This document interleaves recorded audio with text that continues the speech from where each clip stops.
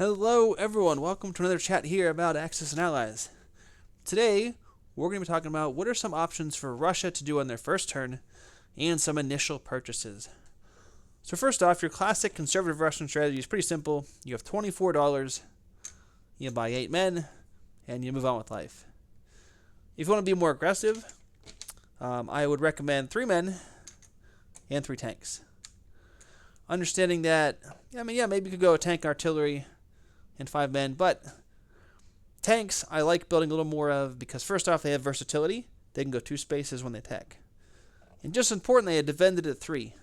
So while you're giving up a little bit of defense, you're not giving up that much by getting tanks. The artillery gives you attack but doesn't help with defense. I also find later in the game sometimes you may end up consolidating in Ukraine. That's ideal.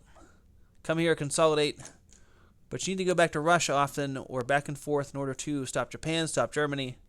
A large tank force later in the game is a huge asset for the Russians. But still, you need men. So it's pretty aggressive. This is the safe option if you're not sure what to do. And if you do go aggressive turn 1, you got to go conservative turn 2 or 3. Alright, for attacks, it's pretty simple. Western Russia has to die. No matter what, you got to come here. You got to hit them hard. Because what you don't want to do is leave yourself open to counterattack from the Germans. They have a ton of stuff.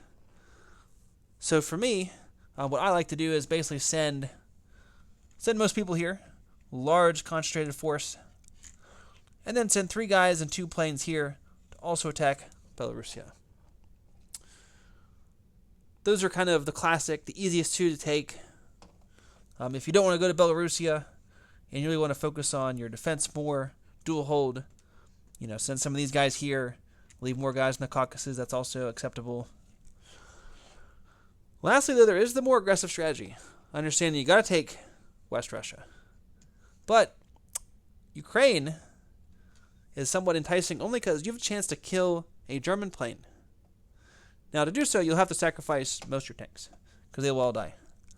But you have 2 planes here that can make it in the battle. You have 3 men, the artillery, 3 tanks. You have actually a fairly good shot of winning. The real problem comes, though, in that whatever does win here, the German counterattack will definitely slaughter it. Also, up here, you leave yourself very vulnerable. You can attack fairly heavily with a bunch of units, but not a lot of hitters. So you're probably going to lose several guys up here, and then potentially they also counterattack and really just wipe out both forces. So it's risky. It's always great to kill German planes, but that would come at a cost. West Russia, though, is the one you have to take it no matter what. And then lastly, for your non-combat moves, you have a couple options. So first off, and this may somewhat alter what you do up front, the Russian sub always needs to go here. You got to do that. Now, a big question to do on the east. If you're really going for Germany first, you're taking all these infantry and moving in one space over. That's kind of your classic. Everyone moves over. But if you want to hold a little more, if you're going to go Japan first, what you really want to do is, on turn 1, you don't want to leave people here on the coast. It's too easy for Japan to kill them. They have 2 men here. They have a battleship, 2 transports, bunch of planes. 6 men versus the Japanese force, they can annihilate them way too easily. So what you really want to do is hold here first.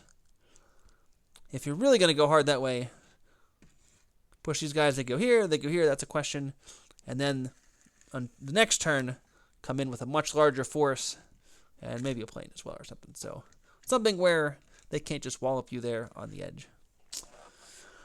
But classically, you may want to just send people east and focus on Germany first, then worry about Japan later, understanding there's only a few dollars you're going to lose if you don't do a whole lot. So, all right, guys.